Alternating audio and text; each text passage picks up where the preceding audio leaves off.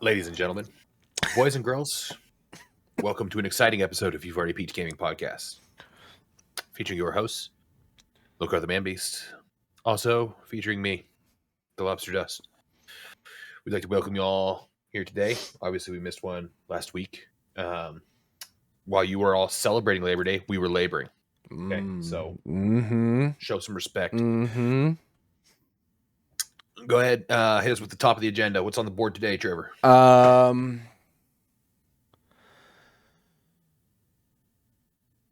Raj, heard. You know what the most fucked up thing about everything that's going on right now is? Tell me about it. I cannot actually tell you where I am in space and time. I had to calculate hours. So my boss was like, I want you to put in for overtime. And I was like, haha, that's funny. You don't fucking pay overtime. He's like, no, seriously, I want you to plug in because we're in the middle turn. It's easier if we do it this way. And I can do it instead of, I'm like, oh, maybe it's just you want to tax out those bonuses. But like he's like, no, realistic. I want you to put in for overtime. You handed in. Whoa. Yeah. Easy, like I didn't fucking mean that. Literally. I was like, okay, all right, because 40 hours salary, are you sure you want to do this? Yes, absolutely, 100%. Do it. Okay. All right. 137 hours on an 80 hour pay period. Yeah. I feel you. That was a shock for me, let alone my boss who came in and was like, did you really work all those hours? Like, yeah, brother. That's what we're doing. That's what I'm plugging away at. In a 2-week time period, I put in 130 hours. Yes. Now, could I maybe say 5, 6, even 8 hours of that was me just maybe sitting in my car doing nothing for a couple hours while I'm just waiting for some work to get done? Absolutely. Are you still working though? Yeah. Are you doing it at work capacity? Yeah, 100%. Exactly. Yeah. So again, it's gonna be sick. He gives you all that. Look at the taxes. Oh, I did. He paid it, and I was like, well, you know what? I'm not mad about the taxes on it. Whatever, fine. I wasn't expecting it anyway, right? I was expecting my 40-hour salary. So the fact that there was extra money on top of it was cool. But again, it was damn. But it was also I wasn't expecting it. So cool. Like trust me, there's always the well, I didn't have this before, regardless. Yeah. But then when you put it in the perspective of I have to give it to these assholes, that's where it gets me. It's what am I doing? I'm buying more crack pipes. Yeah. For a fucking crack addict outreach program. Yep. That's where I start losing my shit. Because overtime is taxed, what, 48%? Some bullshit like that. I don't even know where my paperwork is. Something that's real fucking close to 50. That's when I sent that message to the group, I think I worked 142 in 2 weeks. And don't even know why, but I just clicked the thing that showed, and then I saw how much I just paid in taxes. I was like, God damn, dude. The world that's the only reason it irks me. I'm appreciative of the extra money. Yeah. But when I know how much of that extra money I made really is just going to other people, that's where it irks me. Well, not only that, but then I see all that extra money, and this is us getting old. Not a single dollar of that was I man, I should buy something nice for myself. I was like, oh, I can catch up on debt. You know what I mean? I can pay off more of my credit card. Fuck. You stop by McDonald's on the way home. You're like, I'll treat myself. Yeah. Yeah, I got a Rayleigh's lunch. No bologna today. and cheese sandwiches today. I got a Rayleigh's lunch today, and I was like, "Ooh, I'm feeling fancy." That is a treat, though. Rayleigh's has some banger food. Rayleigh's Dude. has some solid deli. I have never. They're like Asian food, you know, the Chinese fucking food counter. Don't get me started on their Peking pork, dude. Bro, the Peking pork is dope. The one in Natomas has jalapeno chicken. Oh, dude, it's so good. It is so good. It's like, I don't even know how to describe it. It's got a little bit of the kick to it. It's got that jalapeno Just taste. enough. Just enough. And that chicken is just fucking fire every time.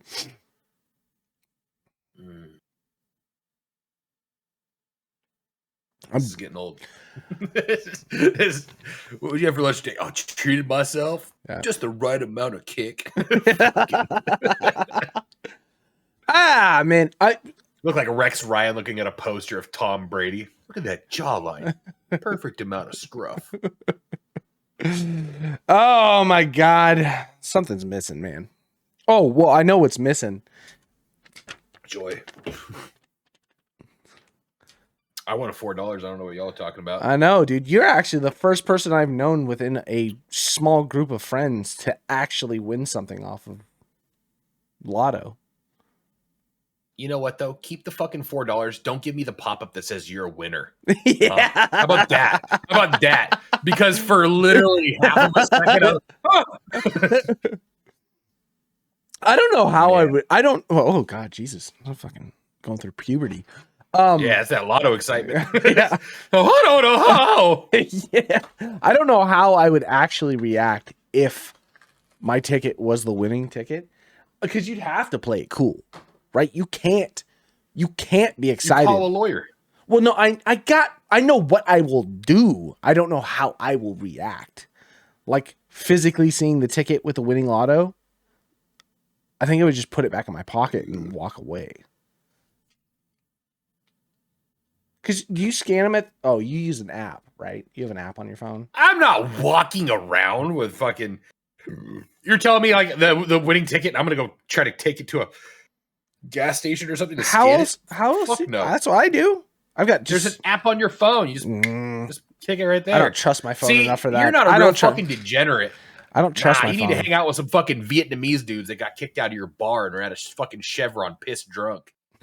Fucking, you just buy tickets, flip them over. You don't even scratch them. You just scan the code. No, and just buy more. Do that until 6 a.m. That is fucking genius, though. Dude, man, like we'd shut down the bar. They'd play blackjack till like 4 a.m. and be like, "Hey, get the fuck out!" Kick them out. We'd go over to the Chevron right behind FLB. They would be right there until like 6:30. Like, how long do they do that? Like until they can buy beer again. Then they buy beer and they drive off. God. So they just sit there and just buy scratchers. Nope. Buy scratchers. Scan. Nope. One day I was drunk. I did it with them. Bad idea. Yeah, there's a real degeneracy. I mean, like, for whatever reason, my algorithm on YouTube is wild right now. I need to go in and reset it. It's either Sopranos, Dragon Ball Z, or gambling. Like, those are the three things that just happen to pop up on my algorithm right now. And the gambling stuff is wild. Like, I've been... So you're 17? Yeah, exactly. Well, I've been watching a lot of poker stuff. Want to go to Red Hawk? Yeah. But there's, like, some of the Japanese... gotcha machines that they have or whatever. They have these... They're called pull tabs. And you put in $20 in the machine, you push a button, and it gets all these little pull tab cards. And, like... Then you just pop them open. And if they have like a cross on them or whatever, you've won. And it'll just like on the back of it, just shows what the winning amounts are or whatever.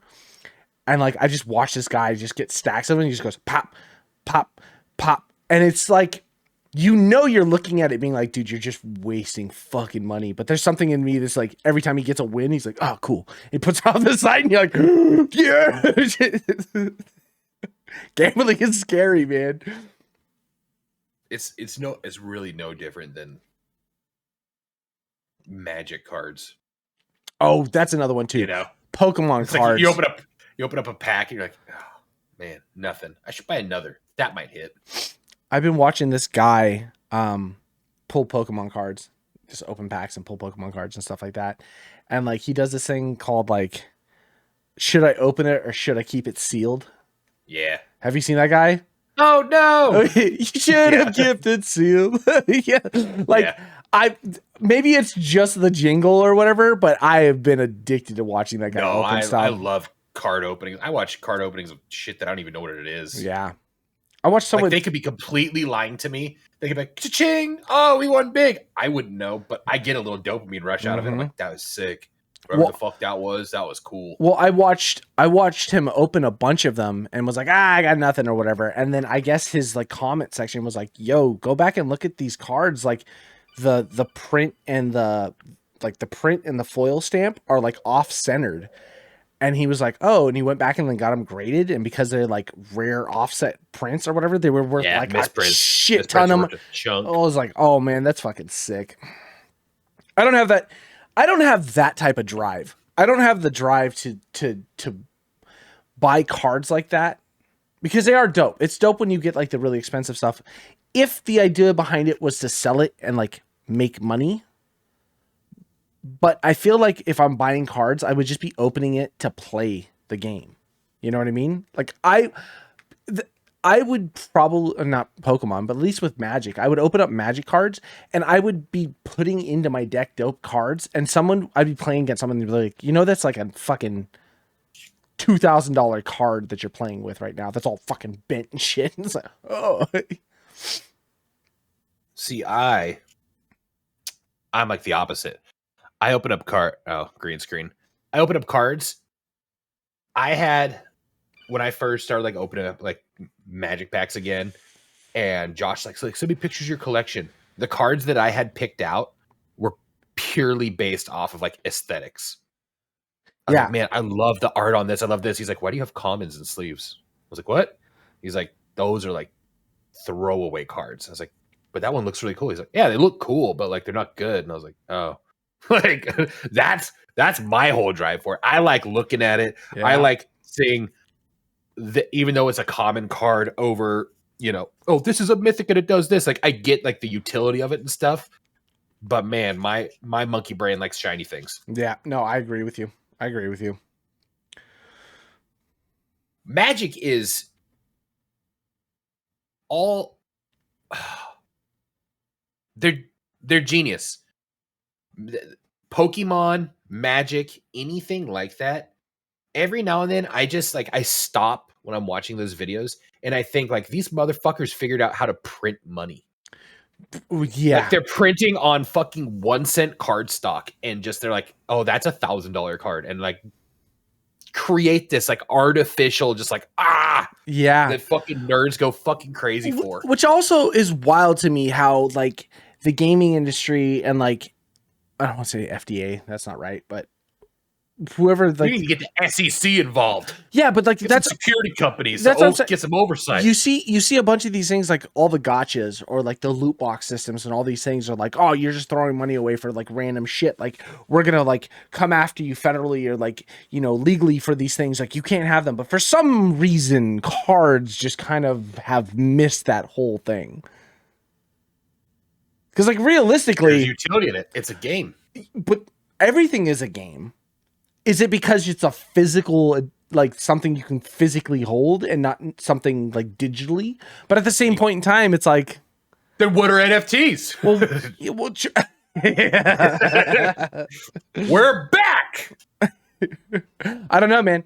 See, it's a weird thing for me because like I was thinking about because Overwatch, I was watching a bunch of things for Marvel Rivals right now, and a lot of people are like, man, I think the honeymoon phase for Marvel Rivals is almost over.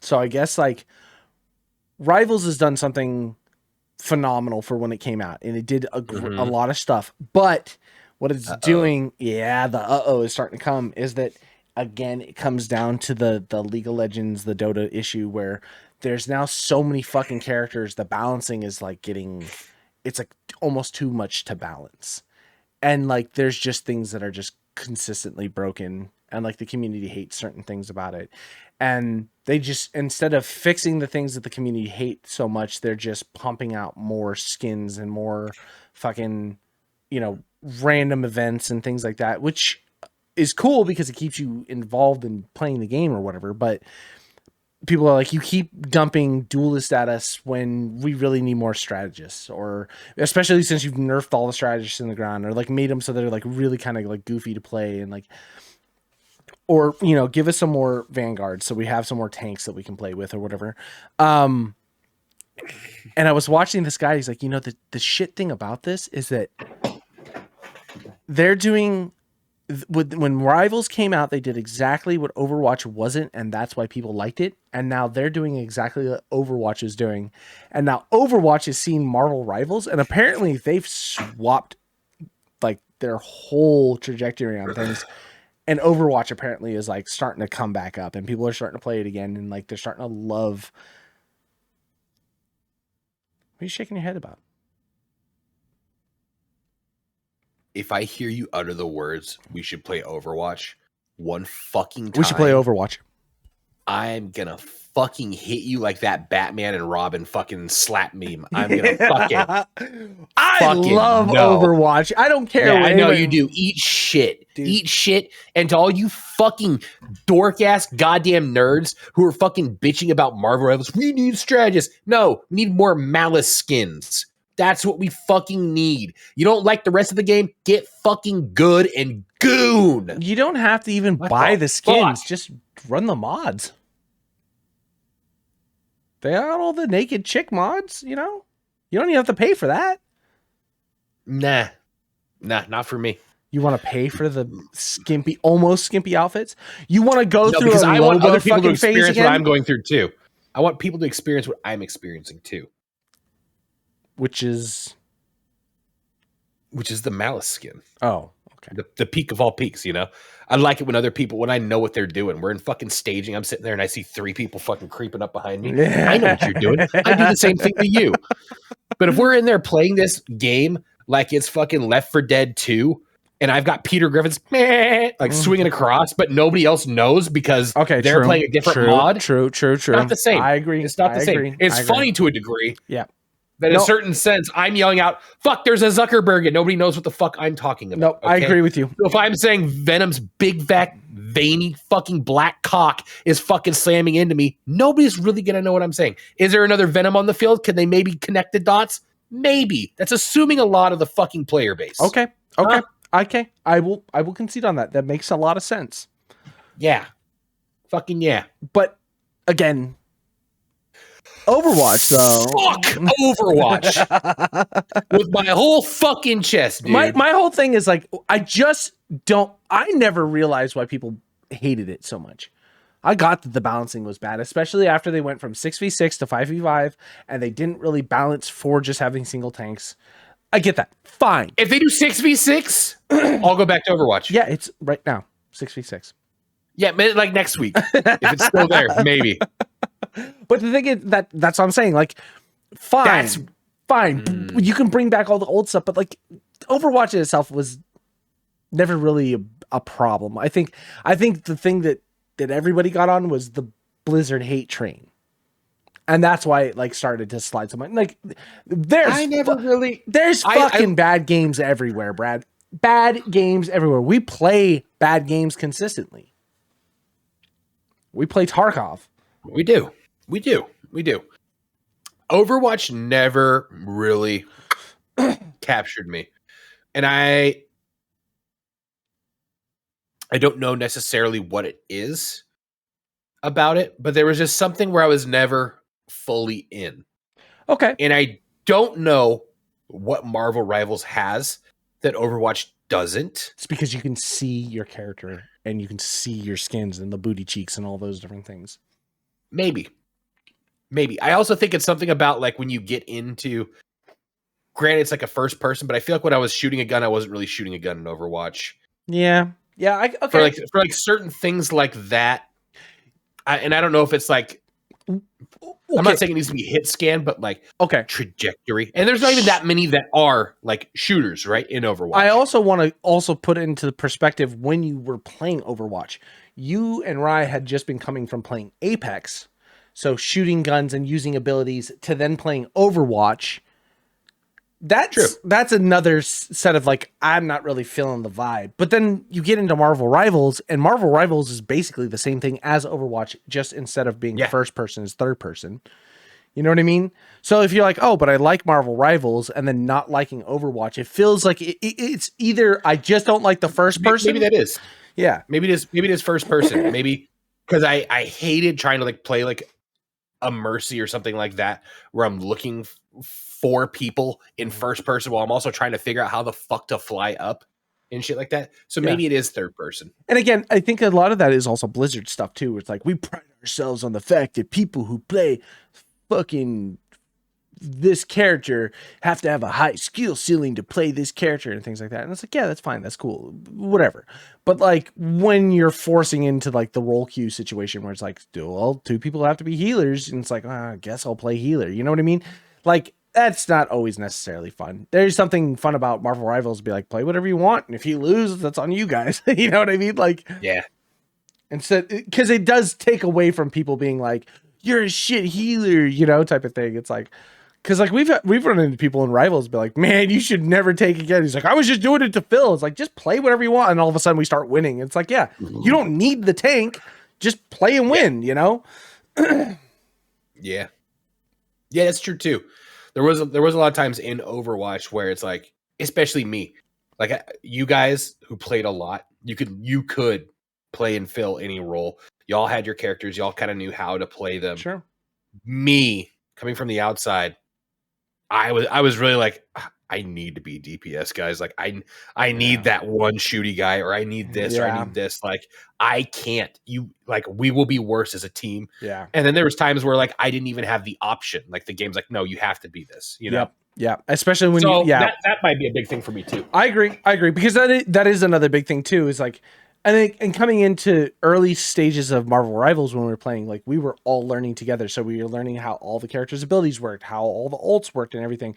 Like you come into Overwatch late game, everybody already knows how an ult is. They know how to counter a character or whatever. So you come in to play it and it's like, and you're playing in quick play too, where it's like all the sweats that are done doing the fucking and hard grind. Did have fuck, dude. You know, a long established, you know, seasons upon you know, people playing it. So then, where with Marvel Rivals, you're all kind of riding the wave. Yep, absolutely. So, but then taking your own personal self out of it, right? And I mean, you personally, and then me personally, I'm still trying to figure out where Overwatch is like. Fuck Overwatch. Yeah, but I'm trying to figure out where it's a bad game. Yeah, right. It's just a personal preference at that point. No, personal preference. I don't think it's a bad game. I don't. It's just not for me. True. I agree. For sure. I don't think it's a bad game. I just think Marvel Rivals does it better. I agree. But now Marvel Rivals is doing the things that Overwatch is doing, and people are getting pissed off about it, and Overwatch is doing the things Marvel Rivals did. So then what? But, you know? Yeah. But that's Blizzard. Like, they take all the good things that other people do and then put it in their games. But that's also what makes them so... Is Marvel Rivals doing that they're not? I know they're not listening to the balances and stuff, but it's not like they're requiring you to play certain things. Like, fucking, if they're not, like, doing some balances, there's got to be another way to combat that, you know? Yeah, but if you're in there and you know that fucking, like, if there's a Johnny Blaze is fucking... or Johnny Storm is too fucking strong. Like, there's always gonna be almost that like yin to the yang that you can kind of plug in there. That somebody can kind of like, yeah, he's good there, but like he fucking sucks dick against this, and just kind of plug it in. It's like times where we were playing, and I was fucking kicking ass with fucking Johnny Storm, and then fucking all of a sudden a storm's up, and then I got fucking 2 flyers, and then we combat that by flipping out, and like we rotated. Or maybe being shot, but we rotated like 3 or 4 like character swaps, full team in like just one match against one people. We just kept flipping and swapping. Yeah, and you just figure out what. I don't think that's bad at all. Like I understand like how it could be annoying if you want to like commit to a character you're going after challenges. I always kind of think it's cooler in a way, you know? I agree. Like, oh, what the fuck? They're bringing this out? Oh, okay, fuck this guy. I also think that. And now, like, really going in, looking at it, the people that I watch, how I follow the game and stuff like that, even for Marvel Rivals, Overwatch, or any other games, I'm usually listening to people that are playing the competitive scene. Yeah. And I think those voices are probably the loudest because those are the ones that are like, those are the ones that are pushing. They know where the comps are going to be and how to like combat it and other things. So like when you hear those people talk and they're like, oh, this game needs balance or whatever it comes out to. Same thing like Overwatch, I mean, you listen to all the fucking guys that were screaming for Overwatch stuff for so long. It was all competitive players. So then you start thinking about it, it's like, well, is it really that bad too? Because like I still have fun playing Marvel Rivals. Yeah. I can squirrel girl. Like, I used to get all my news about the Gaza Strip from fucking blue-haired fucking chicks with dicks. Once I stopped doing that, I stopped caring so much. You know? Sometimes those really loud opinions don't mean a fucking thing. Yeah, that's a good point, man. That's a good point. It's crazy. All right, are you ready? Get a cliff. Oh, what? Oh. He doesn't watch this shit anyways. Yeah, it's a good point. Who do you think's more ready for what? Oh,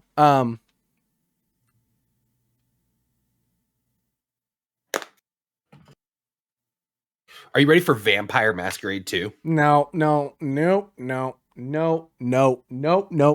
Absolutely fuck off. No.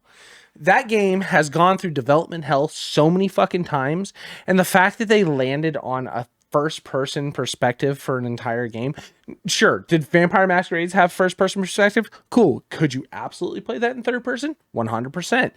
I just feel like that game, which has such a great lineage behind it. This is the one where like the game will come out and like your ancestors. Absolutely. What are you talking about? Great lineage? Yes. I'm sorry. When it came out in 2004. Yeah. Bought it. Vampire Masquerades. Yeah. Bombed. 75,000 copies worldwide. Bloodlines? 75,000 copies worldwide. Is that debuted. Twilight? Well, this is for you. Are you debuted with 75,000 copies worldwide when it released. It released alongside, and what's funny is it released alongside Half-Life 2, Halo 2, Metal Gear Solid 3, Snake Eater. And ironically, it's releasing this month along with Metal Gear Solid 3, Snake Eater. But no, according to this, first off, there was something so cool about getting this in the mail. I'm actually jealous. I'm actually jealous to see that.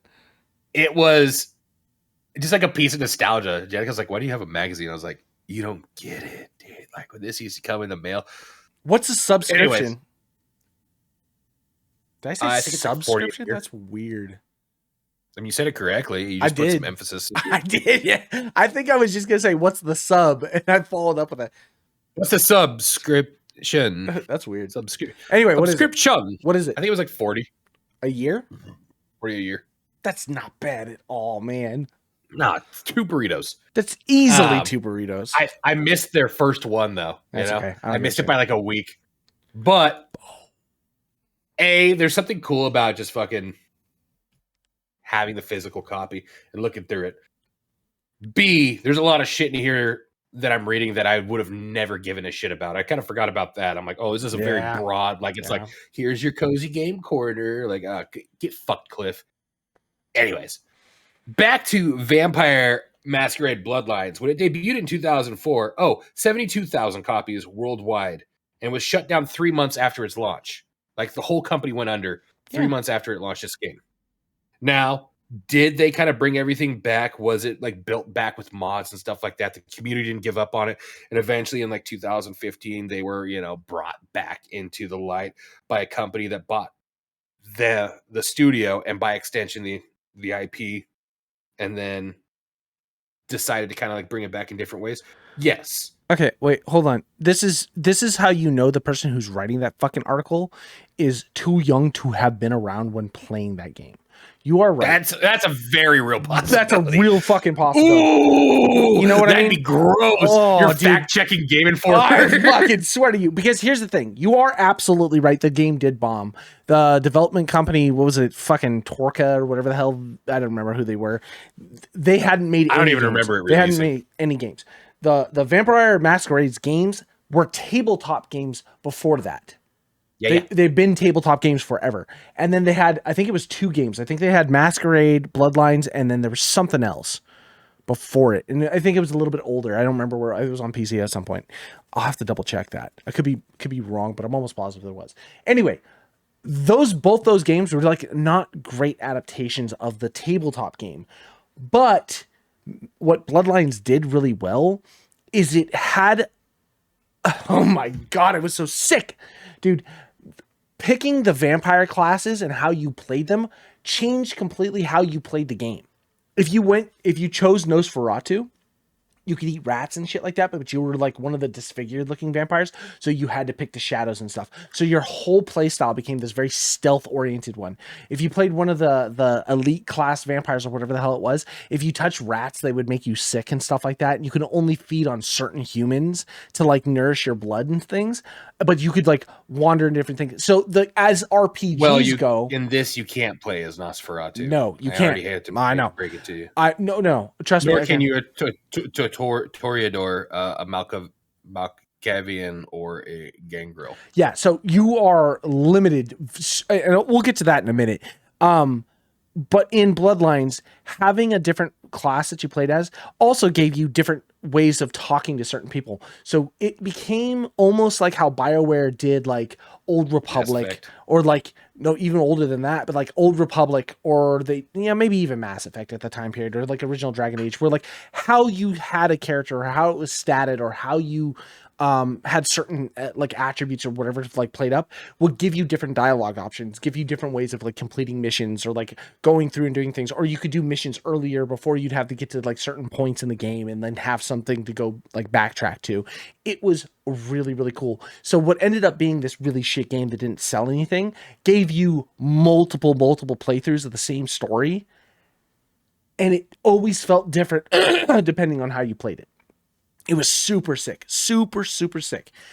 Just the first mission alone, like you come out, doesn't matter who you choose, you go through the whole thing, and you end up at this, like the first mission you go to is you're trying to figure out what's going on with this like house area, because these people have been like kind of stashing things, but they've been run off. And you come in and you find out that it's like a haunted house, like it's like infested with like poltergeist, and like you have to go through the whole. It's such a great way to introduce the story, but then it really did well to tie into like how the tabletops would have played at that point in time. Bloodline was fucking fantastic, and that's why after Squirrel.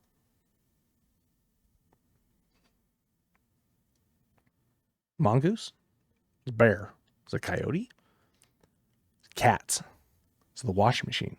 Hold on. Pause. And we're back. My bad. All good, man.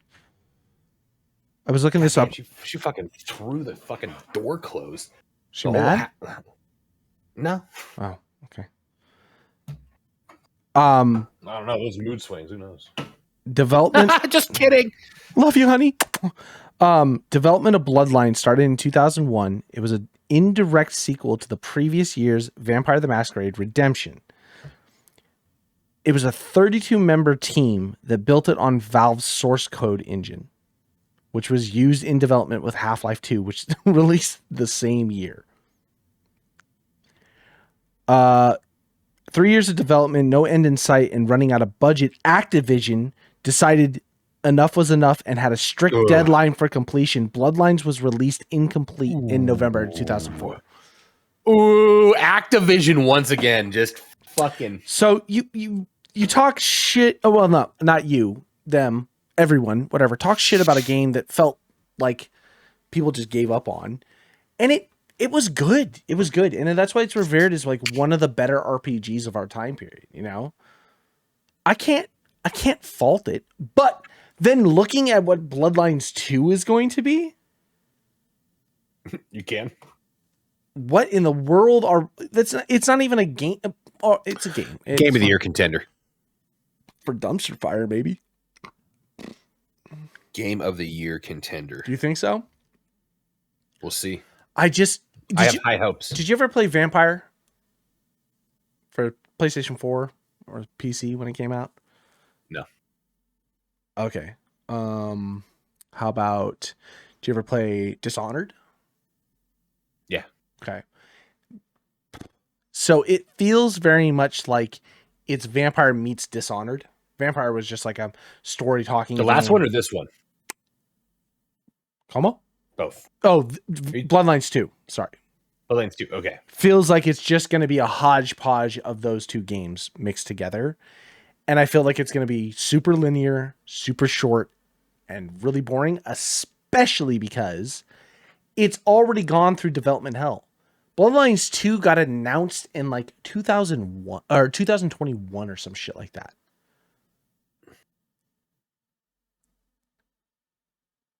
Is that what no. What was the game that we were all playing? Vampire Masquerades. Oh, the BR? Yeah. Yeah. Was that like a test at all for this? Or No. was that just completely unrelated that they completely unrelated? Because at the time that game came out, they had actually 22. Yeah. 22. Yeah. So they put Bloodlines on hiatus. They shelved it because they were like, we don't know if it's actually going to come out at all. The team, the original team that was doing it, I guess all like fucking walked away from it. It swapped hands like 2 or 3 times, and then it just went into development hell, and no one like heard about it at all. And then all of a sudden, I think the beginning of last year, they were like, okay, we have a launch date for next year. And everybody's like, what? This game is still running? And they're like, yeah, we've had to swap teams. We're no longer going to be doing any of the shit that we talked about in the original. We're just going to make it a first-person fucking stealth game with you eating people. We're taking all the races out of it. We're taking the RPG elements out of it. It's like, okay. Yeah. There are 4 playable clans. Cool, dude. You want me to go over them? They're probably the easiest clans to play. No, I hear they're quite difficult. I hear there's you hear it from Bruja, a bloodline of rebellious bruisers. The Bruja are always okay. So there's your melee, or the Tremere, a more cerebral clan. They're compromised of academics. Okay, so wizards. The Banu Hakim, a sneaky. Okay, so you got your thieves or rogues. A Ventru, aristocratic. You might be right. They're all. What should we do? Just the typical 4 archetypes. Don't need to reinvent the wheel here, guys. Don't go crazy, man. We just got to get this fucking game out. We got to recoup some cost here. Yeah. Man, it feels bad. It feels bad because Bloodlines holds a very special place in my heart. And then, because 2004 time period, man, Bloodlines, Half-Life 2, like God, Halo 1? No, Halo 2 was right around that same time period. Man, 2004. Fuck, dude. Like, gaming was I know. good. I remember playing Half-Life 2 on my buddy's computer when it came out. And like, again, I went back and played Half-Life 2. I played probably Half-Life 2 like once every like 2 or 3 years. It's just a great game. You sit down, great. You can just knock through it in like well 6-7 hours. Oh God, yes. And it's not even nostalgia. It's dude. It's just still that good. And like you can add mods and stuff to it and like make it look fucking good. But the game still looks pretty damn good for its age. Yeah. You know what? Going back and playing Half-Life 1, you're like, whoa, okay, woo. Really fun. But like even by the time you get to like episode 1 or episode 2,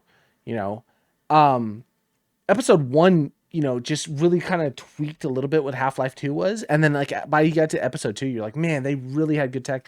And that's why people still scream for Half-Life 3. For the love of God, give us Half-Life 3. Finish off the story.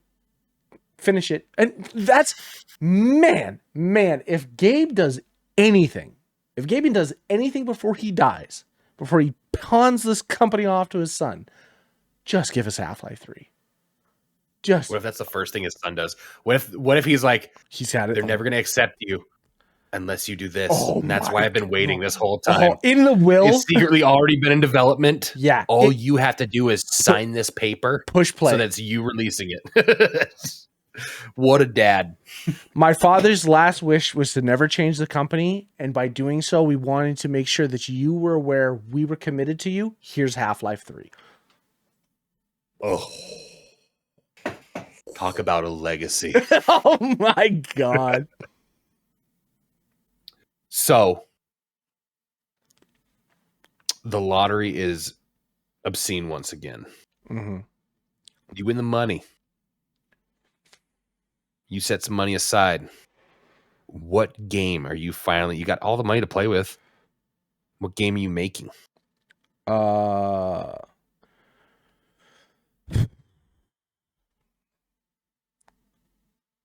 You got fuck you money. You can buy an IP. Yeah, You could create something brand new. You have all the money to hire the best talent. What game you making? Furry sex helldivers. Been there, dived that. Not the furry version. There's some furry shit in the last one. Oh, was there?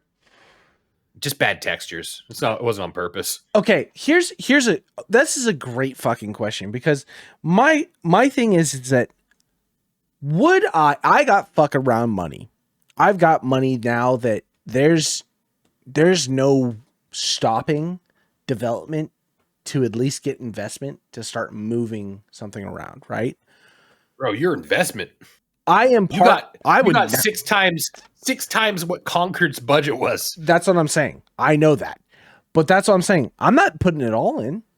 It's got to come from somewhere else. Ooh. Mm.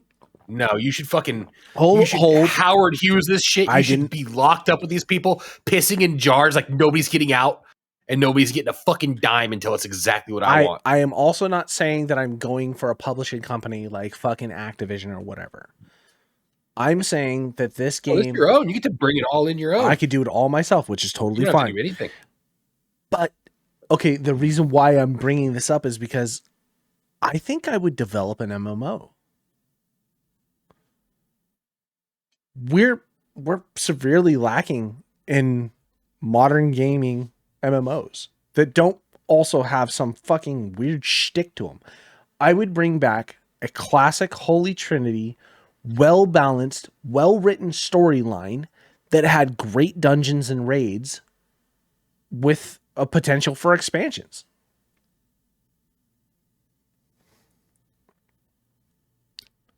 With that in mind, who do you hire to build your story? Oh, fucking Guillermo del Toro. Ooh. Yeah.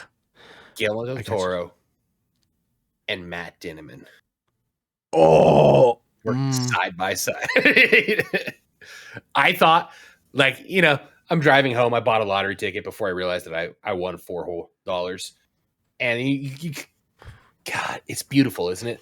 How, there's not a chance in hell, but your mind starts racing. What would I do with that money?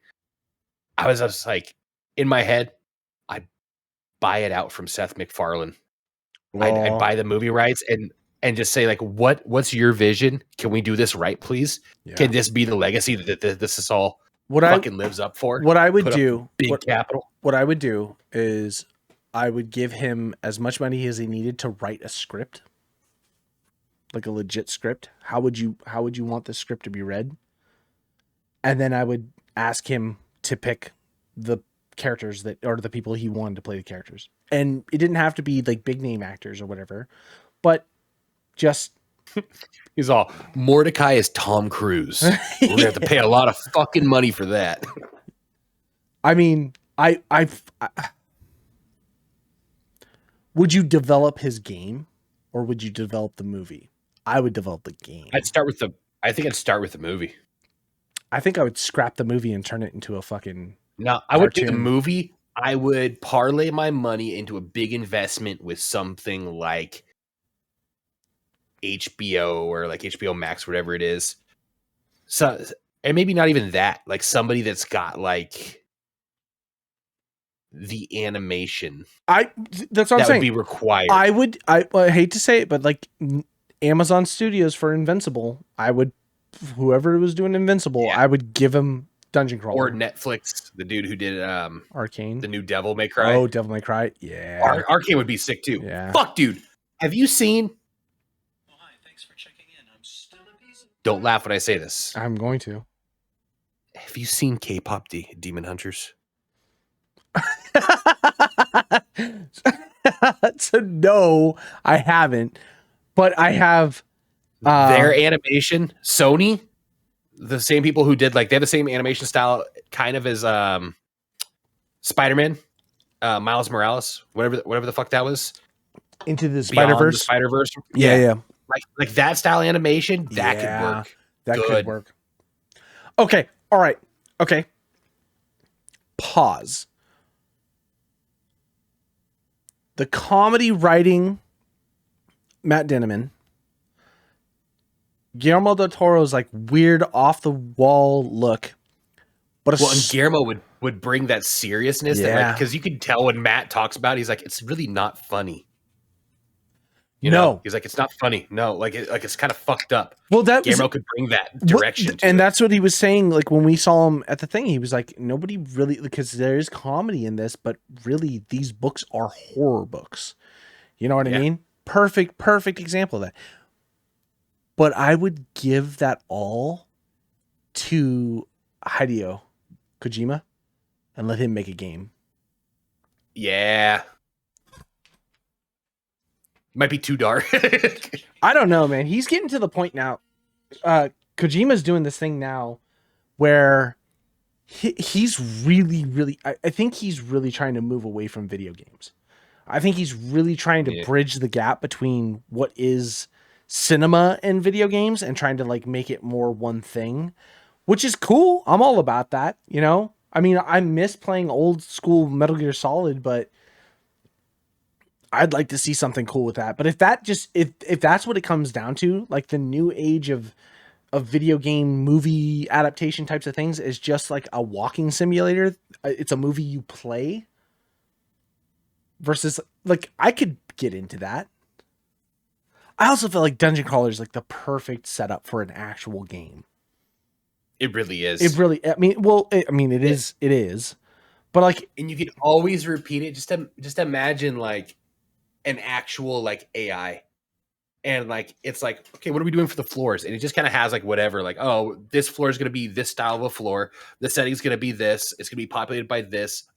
It can fit in an overarching story that goes into it.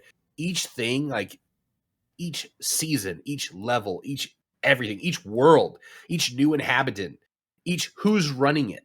yeah, You know, like it has so much reach. It can literally have fucking infinite possibilities. well, and if you look at it like the same way that like giant fucking game, Activision would shit their brains out. They're like, it's a 2 terabyte game, yeah, but you could absolutely. well, and see, here's the thing with games that last for a long time. Games like that, they like turn into MMOs and stuff like that. Sometimes there's just too much fucking content. You're cool ground floor, but come in to play a game 10 years later. Okay, perfect example. Final Fantasy 14 in World of Warcraft, right?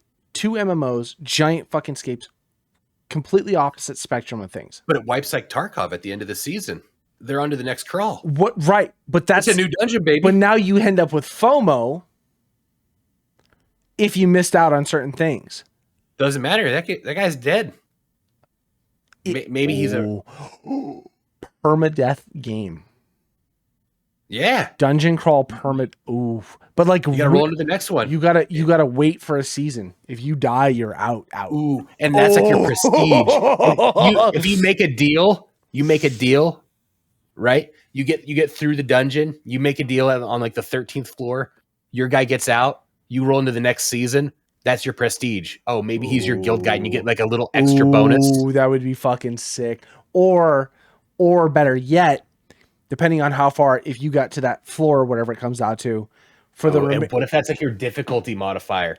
What if your character that you roll through is a race that you know, like the next one, it's like, oh, I'm gonna pick this race because I know that guy's not gonna like it. So then you're your own difficulty modifier playing against it. How dope would it also be after the first season is done rolling and you get out? Yeah, you could have that. What if you could play a guild master for a group of people? Like, just fuck them. you could be a Mordecai. Yeah. Oh god, the toxicity would be through the fucking roof. Oh yeah, it'd be like how Cliff audits Dota matches. Yes, exactly. Like that's your thing. 100%. You check in for your game guild thing that's like once a week. Yep. God, there's a lot of possibility. Matt, do you watch this podcast? We're gonna fucking send this. I'm gonna fucking put this one in the Discord for you. Come on, bud. I'm winning the lottery this week. If I win the lottery, he's the first person I reach out to. Well, no, I mean, there's a few people, mainly my student loan people, but after that. Fuck them. Take me to court over it. I got money to fight it now. But realistically, like, again, I want a good MMO. I'm done. Yeah. I love Final Fantasy. I just can't keep playing it. It's just right now the game is in the weakest state it's ever been. And it's just really hard to fucking get in. But like I was saying, like if you wanted to get a new player into Final Fantasy, they have to go through fucking 10 years of content before they can play with you at the end. It takes a long goddamn time to grind through fucking Final Fantasy. You play WoW and you skip 14 years of content to just play the end game. There's got to be some type of middle ground, man.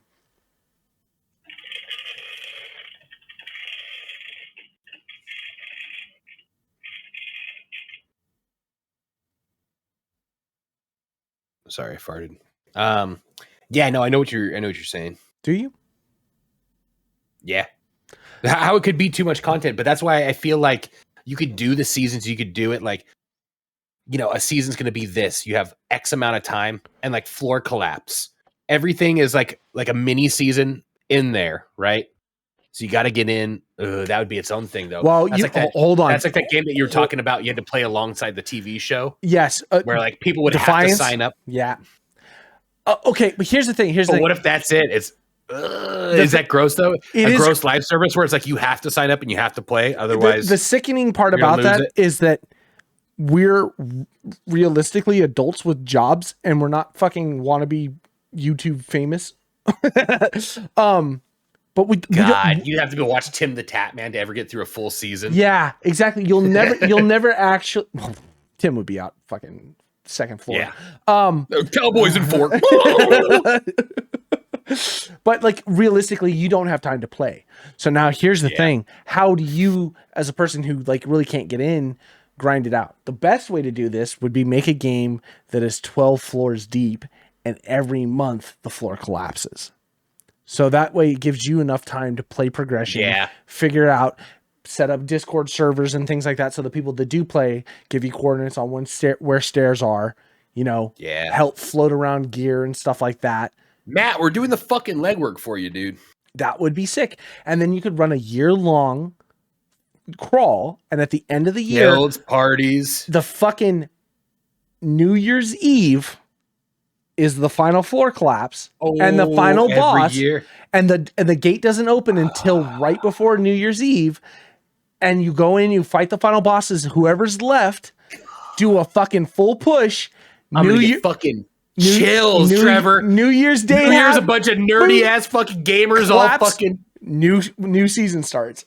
Oh, I like that. That'd be fun, right?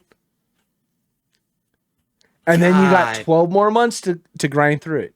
And what I would the entire time you can just have like a maintenance team that's working on that 1 year and then another team that's developing the next. Yeah. And you just alternate the teams. And then you could potentially have this running as long as possible. Roadblock though. How long does this last? How many years does this last before you're having to like update engines? Well, I mean, realistically, Overwatch 2.0s. You set it up in a way that is easily transitioned into another one, because the best part about it is that at the end of the year, how you combat Quan Chi's, the fucking cheaters. Oh, well, that's the best way. If there's anybody that power creeps over, just kill them, like the AI would. Oh yeah, that's true. You know what I mean? Just kill them. Fuck it. Sorry, you're prove to me you weren't. You know what I mean? But the thing is like the thing about it is because every year is a collapse, you could stay current with new gen, because every new season that's a new game, if you had to upgrade and go to a different version, okay, that one season collapsed, here's your patch update. Now it's a new engine, new game, whatever it comes out to, because all your shit's wiped anyway. It's permadeath. It's just a roguelite at that point. Now, here's the question. Free to play, paid, or subscription? Subscription. At a certain point, you have to do something that makes you money.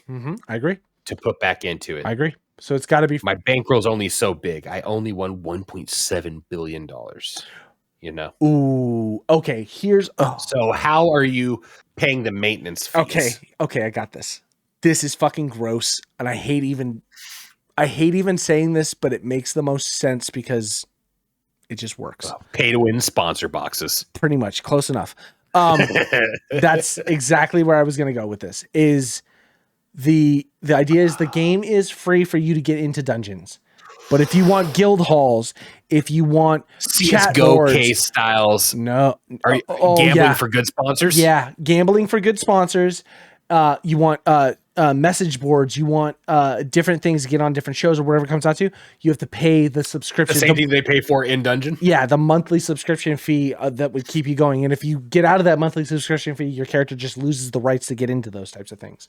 You want to put a guild hall together and have all these things so you have it, you've got to pay for the subscription point of it. So if you get out of it, you still have your own room or whatever it comes out to, but you can't get in with guilds and things like that. So it could hinder it, but it could also make a single player, a person who's playing on their own, just as dope. You don't put anything where they could get an advantage. Like you don't have them pay for things where they get the best loot or like free celestial drops. Exactly. Shit like that. That has to be just completely randomized within the game by doing something dope, or like, and that should be tied to achievements. The first 10 players, like when you look at Steam achievements, it says, 0.03% of players have this achievement. The first 0.03% that get the celestial box. Then everything after that is like the gold box. And then everything after a certain point is like a silver box, shit like that. And then you got dungeons then. But again, it also makes it so the people that have no lives will always get that shit, right? You'll never end up playing that unless you quit your job and play it. It does suck, but it doesn't necessarily mean that that really comes down to the game itself. You want longevity for the game. You want money. You want this to continue going forward. Those no lives are going to be the people that drive the game forward. You kind of need no lives to keep fucking doing shit like that. But it also really comes down to it will be a PvEVP game because you could go get skulls and fuck people out of their season. Yeah. And that would be a fucking nightmare. If I loaded into a season and I'm the dad who works 60 hours a week and I just want to grind and get fucking rolled, or like that would be chaotic.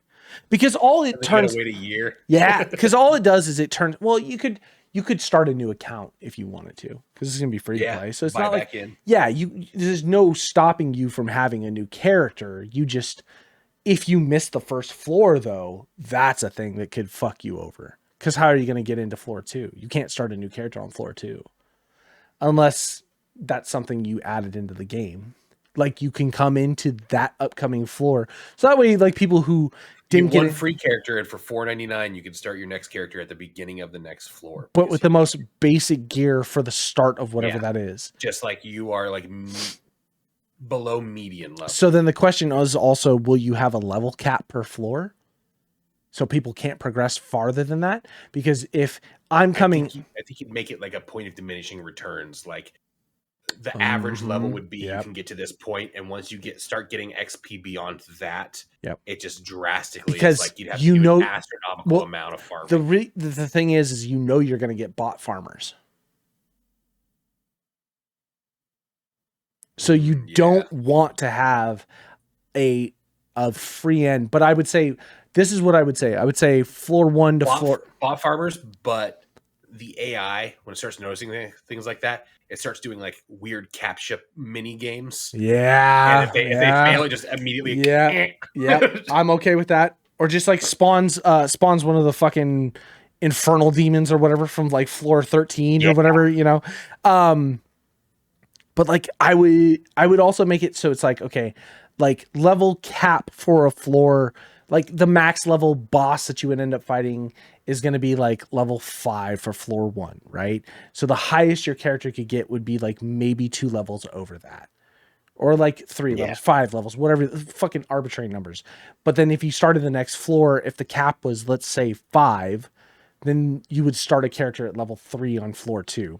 So you were still behind the people that didn't grind. You pay to get in or whatever it comes out to. You start a new character, you're way behind the curve and you got to grind, but at least you can still enjoy the game, at a certain point, and you just got base gas gear. But it does mean you lose out on a bunch of other things, because what I would also do is I would tie achievements to certain floors as well. So that way, you couldn't go into the next floor and then regrind achievements that were from the previous floors or whatever it comes out to. Yeah. You know what I mean? You could still get like an asshole box or whatever, but like you couldn't get like a dope ass box that came from the previous floor. Yeah. I guess all we really need to do is just win the lottery, dude. I'd be all about it, dude. You're not going to stop me. When do the numbers get called? Is it tomorrow? I think so. Powerball. Just so everyone who doesn't live in a state where you can play gambling, or fuck it, who am I talking to? For all of our overseas fans, for everybody everyone watching this in Greece, Bangladesh, $1.8 billion cash value. To take a cash value on that, $826.4 million. After you pay taxes to the federal government, you walk away with probably $780 million. Roughly.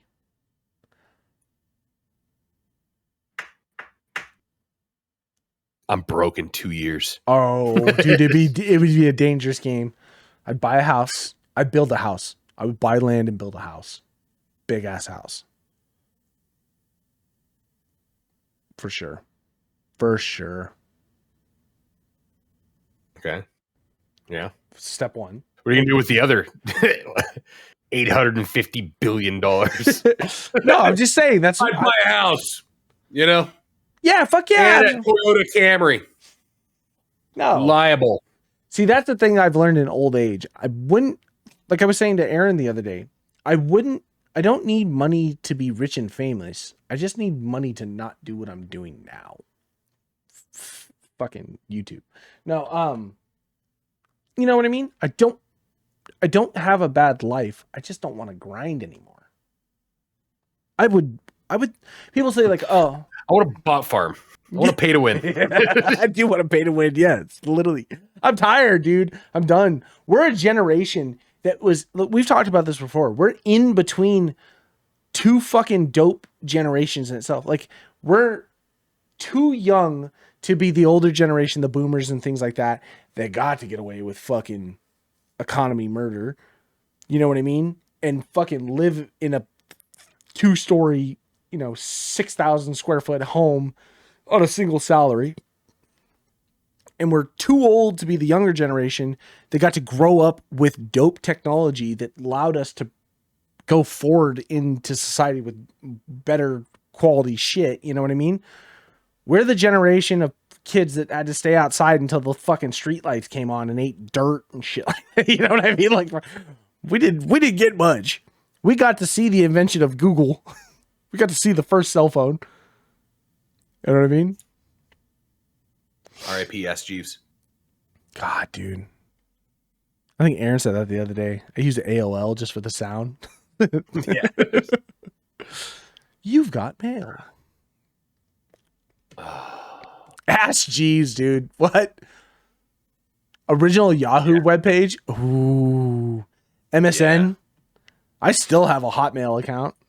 That's my email. Still Hotmail. That's I gave some of my email. That'll be an NFT someday. It has to be. Dude, I gave some of my email the other day. Blockchain. I was like, yeah, gave it to him. It's like at hotmail.com. And like the dude was writing it down. I was like, yeah, dude. Damn. I know how old you are. Yeah. That's crazy.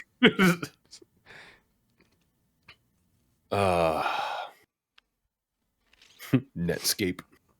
Oh my God, dude. Getting those little fucking CDs or whatever, like Yeah. Safeway, so you can set up internet. That's 10 minutes of internet. Oh, man. All right, kids. Yeah. All right, kids, indeed. Fuck. Oh, if you don't see us next week, it's because I won the lottery and I am nowhere to be found. If you see us next week and I look like this, I won the lottery. I just don't know how to process it yet. I'm trying to be smart, but I also have reached out to Dan Bilzerian for a business venture. Oh, here's also You have a bunch of whores and cocaine. I would like to meet. the kicker is when you talk to a lawyer, you tell them you got an inheritance for a large sum of money and how much do they charge per hour so you can process it. Because apparently, I was reading this thing, someone was talking about it. They had won a big lottery winning or whatever and told someone they won the lottery. Oh, our prices are skyrocket because of that. You just go with a basic thing like, I just need a appraisal or a consultation or whatever. I just came into some inheritance, like how much you charge per hour, and they'll give you an hourly rate. And then you tell them, okay, I won the lottery and I'm fucking worth $1 billion now. They're like, yeah, if you do a good job, there's a bonus in there for you. yeah, Chump change. God, man, to dream a dream. it's a dream, a fucking dream. I don't think my ticker's strong enough for me to win the lottery. Yeah. Either though. Yeah, exactly. 36 have a heart attack. I still sign my name on the back of it before I die. Yeah. Fuck you. All right, kids. We're out of here. Smooches. Bye-bye.